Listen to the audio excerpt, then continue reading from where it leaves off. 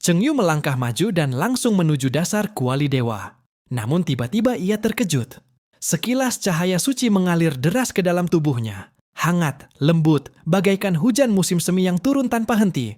Tubuhnya bereaksi spontan.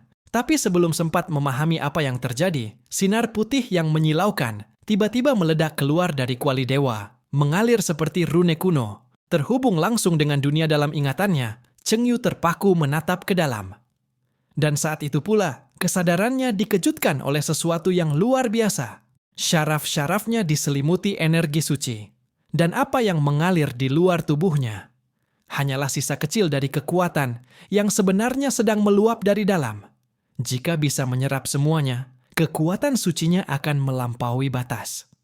Tanpa pikir panjang, ia mulai menyerapnya tanpa ragu, liar dan rakus, mencapai puncak kekuatan. Namun saat itu pula, seluruh alam rahasia mulai berguncang hebat. Mo Yun yang menyaksikan hanya bisa terpaku. Wajahnya pucat, tubuhnya berkeringat dingin. Apa yang sebenarnya terjadi? Chengyu menggenggam erat tepian puncak. Energi suci di sekelilingnya terus membubung, membanjiri tubuh dan jiwanya. Lalu gelombang cahaya terakhir menyapu kesadarannya. Chengyu kemudian terlempar. Dan saat ia membuka mata, ia dan Mo Yun telah diteleportasi keluar dari alam rahasia. Namun ada yang aneh, tubuhnya berubah. Dan kekuatan suci dalam dirinya terasa asing dan tak terbatas. Chengyu nggak cuma naik ke level 30, kekuatan sucinya juga langsung ngikut. Semua atribut tubuhnya naik 30%. Kecepatan pemulihan mental juga nambah 30%. Bahkan rasa capeknya bisa pulih jauh lebih cepat. Cincin bintang beracun sama skill prajurit kuatnya juga makin ganas. Waktu itu dia baru sadar. Ternyata Divine Land Cauldron malah keserap masuk ke tubuhnya. Tapi Chengyu yakin level 30 ini belum titik akhir. Soalnya level dia sendiri aja masih segitu. Berarti kekuatan suci pun masih dibatasin. Tiba-tiba aja pintu masuk ke alam rahasia pilihan dewa ngilang nggak tahu kemana. Dan sekarang Divine Land Cauldron udah bener-bener jatuh ke tangan Chengyu. Tapi semua ini bikin dia mikir keras. Apa sebenarnya hubungan rune asli sama dunia misterius di dalam ingatannya? Pasti ada rahasia besar di balik semua ini. Di tengah lamunannya, Mo Yun perlahan kebangun. Dia masih setengah sadar. Nanya apa yang barusan kejadian. Chengyu jawab dengan santai. Dia bilang dia udah sampai ke lantai paling atas. Terus tiba-tiba seluruh alam rahasia meledak begitu aja. Mo Yun kaget bukan main. Lo beneran sampai atas? Tapi pas dia dengar kekuatan suci Chengyu udah tembus level 30, ekspresinya tambah nggak percaya. Gila, lo bisa-bisanya di level segitu. Tapi akhirnya dia cuma nyengir. Lupa, lo itu emang monster. Mana bisa disamain sama player biasa? Nggak lama, sambil ngobrol, Mo Yun baru sadar di lengannya muncul cahaya merah. Ternyata dia juga berhasil nyatu sama rune asli dan dapat skill baru yang nggak main-main. Namanya Unstoppable. Dalam 1 menit, kecepatannya bisa naik 10 kali lipat. Semua damage auto kebal dan nggak ada yang bisa ngehalangin. Termasuk penghalang ruang kayak di alam rahasia barusan. Cuman ya, sayangnya cooldownnya sejam. Skill itu emang kuat parah. Tapi sayangnya cuma bertahan 1 menit doang. Lagi asik ngobrol, tiba-tiba Mo Yun jalan pelan ke arah unicorn, terus langsung naik tanpa ngomong sepatah kata pun. Abis itu, dia senyum tipis, bilang makasih. Katanya udah nyusahin Chengyu selama beberapa hari, dan sekarang dia harus pergi. Dia bilang, udah cukup dilindungi. Sekarang waktunya dia ngalamin semua sendiri. Dengan kekuatan ilahi sama skill rune di tangannya, dia jadi lebih pede. Terus dia pamit, sampai jumpa lagi, dan pergi ninggalin Chengyu yang masih berdiri di tempat. Lihat Mo Yun makin jauh, Chengyu sadar, ini saatnya buat naikin level juga. Dia langsung gaspol, mulai jalan berburu monster buat ningkatin kekuatan. Sepanjang jalan, dia nggak cuman ketemu profesional naga, tapi juga iblis tingkat tinggi yang nggak kalah ngeri. Ternyata, ruang atas di Eternal Trial Field kebagi jadi 3. Ada area luar, area tengah, sama area inti. Nah, sekarang musuh yang ditemuin Chengyu rata-rata udah level 55. Itu artinya dia udah masuk ke area inti. Beberapa hari berturut-turut, dia terus bantai monster tanpa ampun. Dan akhirnya level dia naik ke 31. Sesuai dugaan, kekuatan keilahian di tubuhnya juga ikut naik ke level yang sama. Kayaknya energi ilahi yang dari Divine Land Cauldron itu masih belum keserap semua. Jadi tiap naik level, kekuatan ilahi dia pasti ikut naik. Chengyu udah siap buat lanjut lagi. Tapi pas lagi jalan, dia dengar suara ribut-ribut di depan. Kayaknya ada pertempuran. pas dia deketin. Bener aja, sekelompok iblis lagi ngurung tim manusia. Salah satu manusia bilang, "Tunggu bentar lagi.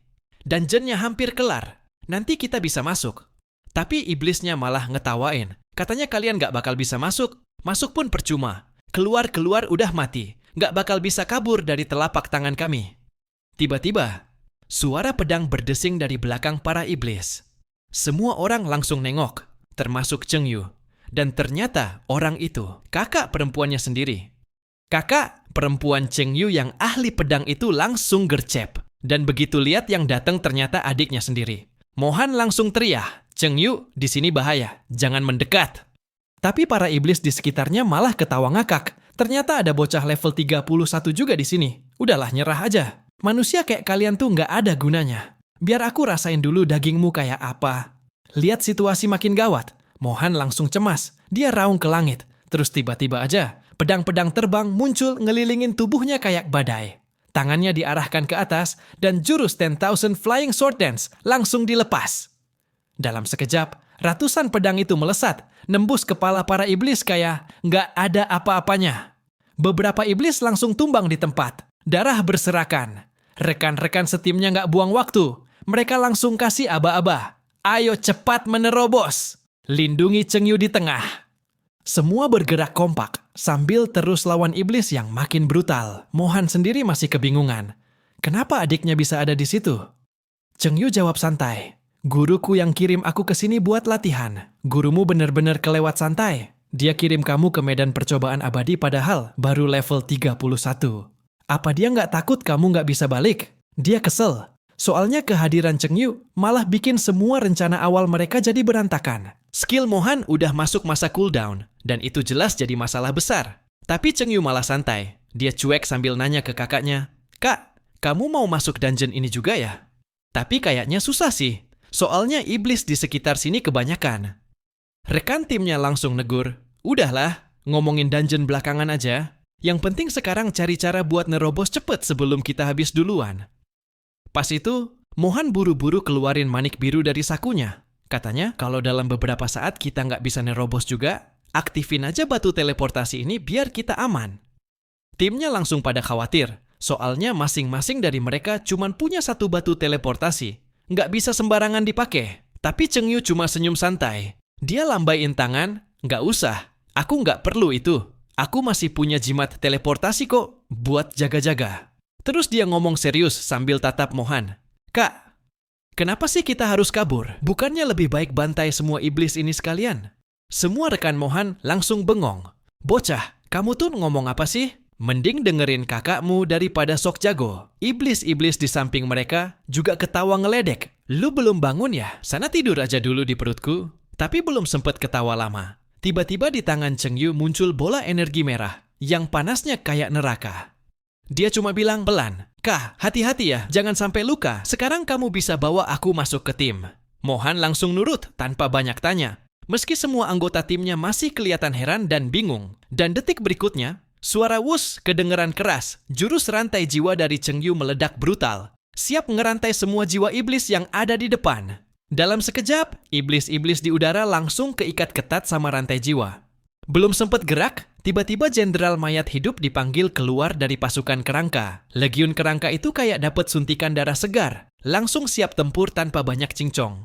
Begitu Cheng Yu kasih komando, pasukan kerangka itu kayak ayam disuntik steroid. Mereka serbu para iblis tanpa ampun, kayak udah benci turun-temurun. Para iblis cuma bisa ngedumel dalam hati. Sialan, gara-gara rantai ini gerak kita jadi lambat parah. Mereka baru kepikiran buat kabur. Malah keburu ditarik jatuh sama prajurit kerangka. Badan mereka mental jatuh ke tanah kayak karung isi batu. Lihat pemandangan itu, wajah para iblis langsung pucat, hopeless banget. Cuma bisa meraung kesakitan tanpa daya. Yang lain yang niatnya kabur, malah ikut-ikutan kejerat rantai jiwa. Nggak berhenti di situ, Cheng Yu langsung spam api jiwa. Nyembur ke arah gerombolan iblis kayak lagi bakar sampah. Tapi ini sampahnya bisa teriak kesakitan. Teriakan para iblis bikin merinding satu arena. Tapi Cheng Yu tetap kalem, tatapannya dingin, nggak ada kasihan sama sekali. Suara ledakan di mana-mana, bikin Mohan di sampingnya sampai bengong, diem di tempat, dalam hati mikir, ini beneran adikku. Rekan timnya pun sama, semua pasang muka kaget. Iblis level 50 kok bisa kayak gitu gampangnya dibantai. Baru juga sebentar, udah ambiar semua. Padahal Cheng Yu cuma level 31. Ini bukan mimpi kan? Nggak lucu kalau beneran mimpi. Mohan aja udah gila, tapi nggak nyangka adiknya lebih gila lagi. Ini keluarga apa sih? Kok isinya orang-orang nggak waras semua? Pada saat ini, Cheng Yu perlahan keluar dari medan perang. Kakak, aku sudah mengurusnya. Mendengar ini, Mohan menatap Cheng Yu, lalu berkata dengan ekspresi puas. Cheng Yu hebat, ini senior dan rekan satu timku. Ini Gu Changfeng dan Meng Xuan Hengxi. Gu Changfeng di level 52. Pertama kali mengungkapkan rasa terima kasihnya kepada Cheng Yu. Melihat ini, Cheng Yu berkata tidak apa-apa. Membunuh iblis adalah tugas semua orang untuk menghentikan industri ini. Setelah itu, ia menatap Mohan dengan bingung. Kakak, kenapa kau harus masuk ke dungeon ini? Mendengar ini, Mohan menjawab, karena guruku menghitung bahwa salinan ini akan memiliki rune asli yang disertai cahaya bintang. Jadi para senior akan menemaniku untuk menyerang dungeon ini. Ternyata karena rune asli, tidak heran Mohan terbatuk canggung saat ini. Tapi suara tadi agak keras. Aku khawatir sejumlah besar iblis dan naga akan datang sebentar lagi. Ayo kita pergi sekarang. Tapi Cheng Yu tampak tenang dan berkata, Kakak, masuk saja ke ruang bawah tanah tanpa khawatir. Tidak ada yang bisa mengganggu kalian selama aku di sini. Sekarang giliranku untuk menutup pintu.